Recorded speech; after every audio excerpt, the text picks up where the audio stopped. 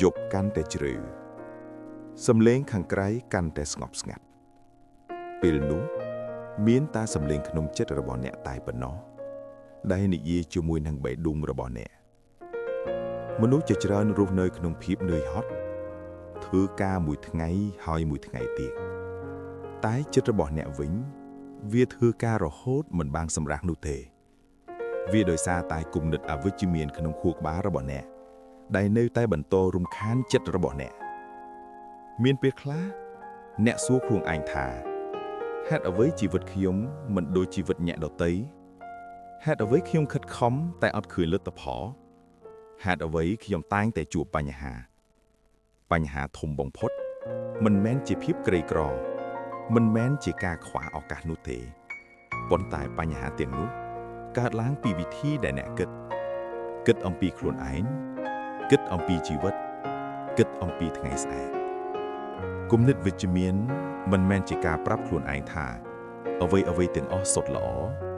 ទោះបីជាវាមិនល្អក៏ដោយតែវាជាការជ្រើសរើសមើលអ្វីដែលអាចកែលម្អបានសូមរក្សាចិត្តរបស់អ្នកឲ្យស្ងប់មួយភ្លែតដកដង្ហើមជ្រៅហើយសួរខ្លួនឯងថាថ្ងៃនេះតើគំនិតណាដែលកំពុងដឹកនាំជីវិតរបស់ខ្ញុំចូលចងចាំប្រយោគមួយបើអ្នកផ្លាស់ប្ដូរការគិតជីវិតអ្នកនឹងចាប់ផ្ដើមផ្លាស់ប្ដូរដែរមនុស្សជាច្រើនញញឹមនៅខាងក្រៅតែយំក្នុងចិត្តអ្នកខិតខំធ្វើការគ្មានពេលសម្រាកតែប្រាក់ខែនៅតែមិនគ្រប់សម្រាប់ចាយអ្នកមានក្តីសុបិនតែគ្មាននរណាជឿលើអ្នកមានពេលខ្លះអ្នកចង់បោះបង់ព្រោះអស់កម្លាំងអស់សង្ឃឹមអស់ជំនឿលើខ្លួនឯងតែសូមចងចាំមនុស្សជោគជ័យគ្រប់រូបមិនបានចាប់ផ្ដើមដោយភាពងាយស្រួលនោះទេពួកគេធ្លាប់សង្ស័យលើសមត្ថភាពខ្លួនឯង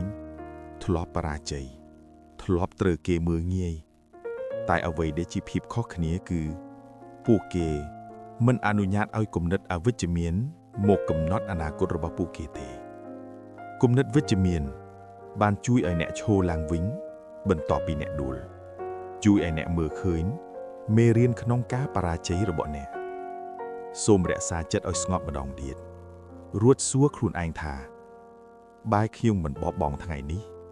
តើថ្ងៃស្អែកអាចប្រសើរឡើងទេសូមបន្តដំណើររបស់អ្នកទៅមុខជានិច្ចទោះវាជាជំហានតូចក៏ដោយគំនិតយើងមិនអាចមើលឃើញឡើយតែវាមានអំណាចខ្លាំងណាស់ជាងអ្វីជាច្រើនទៀតដែលយើងមិនអាចស្មានបានគំនិតអវិជ្ជមានធ្វើឲ្យអ្នកមើលឃើញតែភាពងងឹតគំនិតវិជ្ជមានធ្វើឲ្យអ្នករកឃើញពន្លឺតូចមួយការគិតវិជ្ជមានមិនធ្វើឲ្យបញ្ហាបាត់នោះទេតែវាធ្វើឲ្យអ្នករឹងមាំគ្រប់គ្រាន់ដើម្បីដោះស្រាយបញ្ហានោះមានមនុស្សល្បីៗជាច្រើនធ្លាប់បរាជ័យរាប់សិបដងមុននឹងពួកគេទទួលជោគជ័យពួកគេមិនខ្លាំងជាងអ្នកទេគ្រាន់តែពួកគេគិតខុសពីអ្នកសូមឈប់និយាយពាក្យអាក្រក់ជាមួយខ្លួនឯងពាក្យដែលអ្នកនិយាយក្នុងចិត្តកំពុងคล้ายទៅជាជីវិតរបស់អ្នកធ្វើចិត្តស្ងប់ហើយប្រាប់ខ្លួនឯងថាខ្ញុំកំពុងរៀនខ្ញុំកំពុងអភិវឌ្ឍខ្លួនខ្ញុំមិនបោះបង់នោះឡើយគំនិតវិជ្ជមានត្រូវការមានវិន័យមិនមែនគ្រាន់តែគិតល្អថ្ងៃនេះហើយភ្លេចវិញនៅថ្ងៃស្អែកទេវាជាការធ្វើរឿងតូចជារៀងរាល់ថ្ងៃទោះគ្មាននរណាមើលឃើញក៏ដោយភ្ញាក់ពីគេងចូលអ្នកធ្វើអ្វីដែលត្រឹមត្រូវសូម្បីតែថ្ងៃដែលអ្នកមិនមានអារម្មណ៍ចង់ធ្វើក៏ដោយជីវិតរបស់អ្នកមិនផ្លាស់ប្ដូរភ្លាមនោះទេតែវាផ្លាស់ប្ដូរដោយការអនុវត្តទម្លាប់ល្អជាប្រចាំសូមរក្សាចិត្តអ្នកឲ្យស្ងប់ហើយគិតពីរឿងតូចមួយដែលអ្នកអាចធ្វើបាននៅថ្ងៃនេះដើម្បីធ្វើឲ្យជីវិតរបស់អ្នកល្អឡើងវិញដោយចាប់ផ្ដើមពីរឿងតូចទេត្រូវមានជំនឿលើខ្លួនឯងអ្នកដទៃអាចសង្ស័យអ្នកពិភពលោកអាចមើលងាយអ្នកតែសូមគុំសង្ស័យខ្លួនឯងត្រូវតែមានជំនឿលើខ្លួនឯង វាមិនមែនជាការអួតអាងទេតែជាការដឹងថាអ្នកអាចរៀនបានអ្នកអាចអភិវឌ្ឍខ្លួនអ្នកអាចរីកចម្រើនគំនិតវិជ្ជមានវាបង្កើតបានជាជំនឿវាបង្កើតបានជាសកម្មភាពវាបង្កើតបានជាលទ្ធផលសូមរក្សាចិត្តអ្នកឲ្យស្ងប់ហើយនឹកឃើញរឿងមួយដែលអ្នកធ្លាប់ឆ្លងកាត់ដែលបង្ហាញថាអ្នកខ្លាំងជាងអ្វីដែលអ្នកធ្លាប់គិតបន្តជឿបន្តដើរទៅមុខ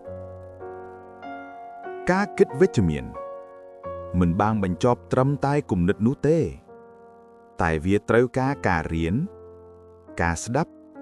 ការកែខ្លួនរៀនពីកំហុសរៀនពីអ្នកដទៃរៀនពីថ្ងៃម្សិលមិញអ្នកមិនចាំបាច់ល្អជាងគេទេតែត្រូវតែល្អជាងខ្លួនឯងកាលពីម្សិលមិញសូមរក្សាចិត្តអ្នកឲ្យស្ងប់ហើយសួរខ្លួនឯងថាថ្ងៃនេះខ្ញុំបានរៀនអ្វីដែលថ្មីទេខ្ញុំបានកែលម្អខ្លួនទេការអត់ធ្មត់នឹងពេលវេលាអ្វីដែលទទួលបានផលមកល្អវាត្រូវការពេលវេលាដើមឈើមិនលូតលាស់ធំធាត់ទៅក្នុងពេលតែមួយយប់ទេជីវិតរបស់អ្នកក៏ដូចគ្នាការរីកចម្រើនអាចប្រើរយៈពេលយូរតែវាមិនរីកលូតលាស់នោះទេគំនិតវិជ្ជមានជួយឲ្យអ្នកចេះអត់ធ្មត់ទោះបីមិនទាន់មើលឃើញលទ្ធផលក៏ដោយសូមរក្សាចិត្តអ្នកឲ្យស្ងប់ហើយអនុញ្ញាតឲ្យខ្លួនឯងដើរតាមល្បឿនផ្ទាល់ខ្លួនចូលកំបោះបង់ព្រោះអ្នកបានដើរដំណើរមកឆ្ងាយហើយថ្ងៃនេះប្រហែលជាអ្នកនៅតែអស់កម្លាំងនៅតែសង្ស័យលើសមត្ថភាពខ្លួនឯងនៅតែភ័យខ្លាចតែសូមចងចាំថាការគិតវិជ្ជមានมันផ្លាស់ប្ដូរជីវិតរបស់អ្នកភ្លាមនោះទេតែវាកំពុងផ្លាស់ប្ដូរជីវិតរបស់អ្នកបន្តិចម្ដងសូមបន្តដំណើរបន្តគិតល្អបន្តធ្វើល្អទោះជាលទ្ធផលយឺតក៏ដោយចុងក្រោយនេះសូមរក្សាប្រយោគមួយក្នុងបេះដូងគំនិតថ្ងៃនេះកំពុងសាងជីវិតរបស់អ្នកថ្ងៃស្អែក